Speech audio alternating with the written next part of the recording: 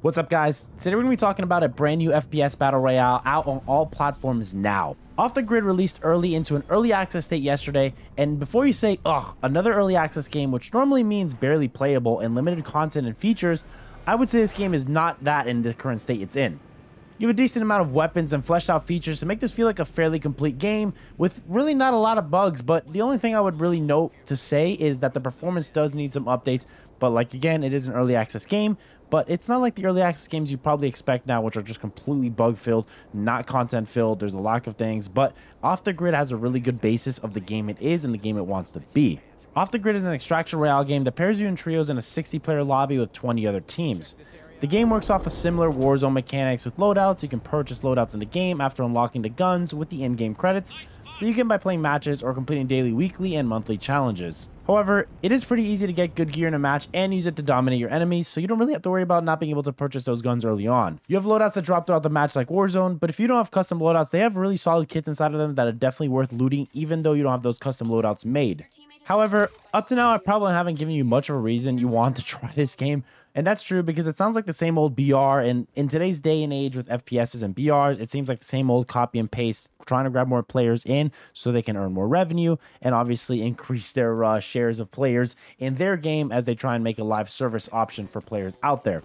Of course, with that, obviously, there's not a lot of differentiating factors in different games these days. There's just so much of the same old crap. So, in my opinion, this game, the next features here that I'm going to lay out for you guys is what makes this game special and what makes it unique and actually turns it out to be a little bit of a sleeper that came out of nowhere, in my opinion, that I didn't see, and has actually separated itself from other BRs with features that actually make the gameplay loop better. Because a lot of these games in this day and age will try and implement features and abilities, you know, that next big thing that'll try and get players to try their game, but a lot of times it just makes the gameplay feel meh. And that's as simple as I can make it. That's the biggest factor with a lot of these games, single player, multiplayer, whatever it is. If you want a player base and if you want players to try it out, you need to have a game that feels fresh and a really good gameplay system. Mechanics matter, man. As much as you think storytelling and all that stuff, keeping people involved with mechanics is what keeps them hooked into your game and obviously drives more revenue and gets people spending more money and playing your game more, whatever it might be, right? Whatever your goal might be here. That's what's going to matter. Game mechanics, man. That's what people want to have. They want a game that they enjoy. And these abilities that you find in Off the Grid make that unique. The unique feature that this game has that separates it is the cybernetics system. So every match your character goes into, you go start with standard arms and standard legs. Those don't have any abilities on them. They just let you move around and use obviously equipment like normal.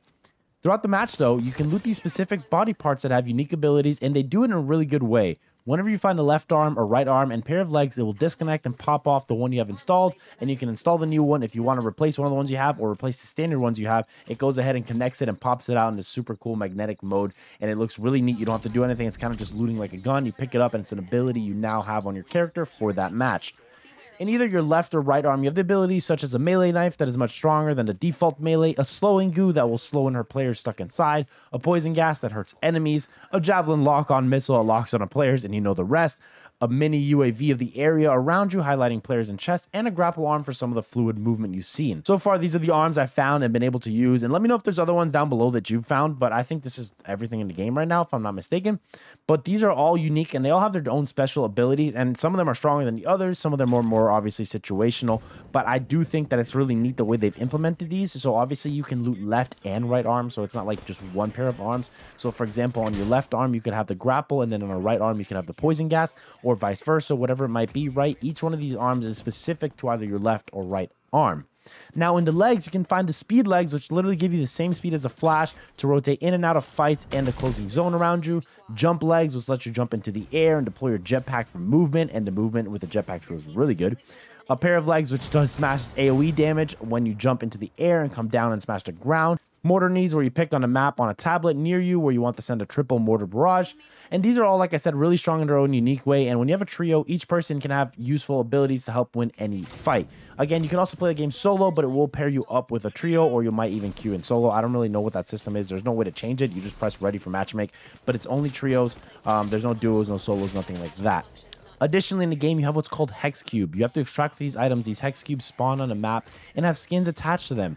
You need to take them to Hex Extractor, at which point you can extract the skin, and now you can use it on your loadouts and further matches. I think this is a really unique way that you can unlock skins that doesn't have to require you to spend money in-game in the item shop, which they do have one, of course, as most games that are free to play these days do.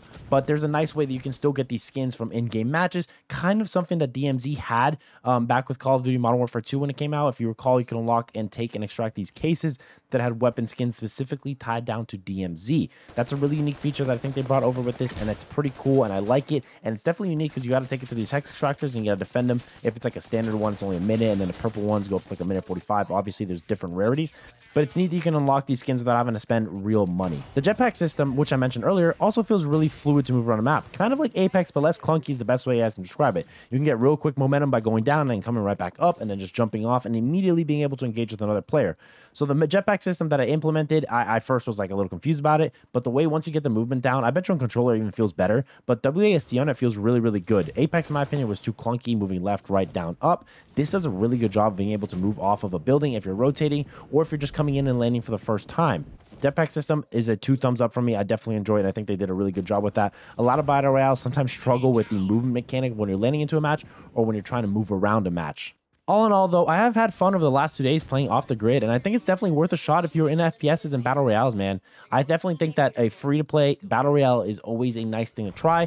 There's always a lot of them, as we know. Obviously, extraction shooters and Battle Royales just constantly exploding onto the scene. Battle Royales not as much lately, but this does a nice way of combining the two. They call it Extraction Royale because you got to extract the hex things for skins, but in its own way, it's definitely just a Battle Royale with 60 players with a closing zone.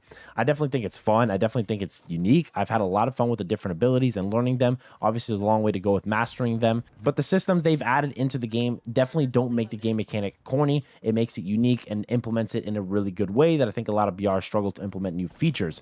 They also have the OTG app, the companion app. It's really fun. You can place clips there. You can actually communicate with a lot of the community, and you can actually see your personal stats on this app. It's free to download on iPhone and on Android, and I have it downloaded, and I can see my stats really simple. It's pretty cool, and I definitely think that they implemented it in a smooth way where you just have to scan a QR code on the main game, and then it's linked to your app. So really simple. It's free, and it's obviously a nice way to connect additionally outside of the game.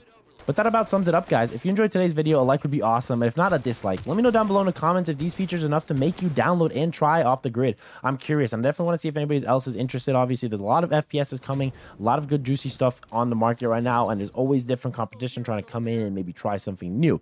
This definitely does a good job of that, in my opinion, and off the grid is definitely worth a try in an early access state, and we'll keep monitoring it closely as we see its development cycle over the next few months and next few years. Off the grid to me is a really fun game, and I have enjoyed it, and hopefully you guys will try it out and let me know down below in the comments.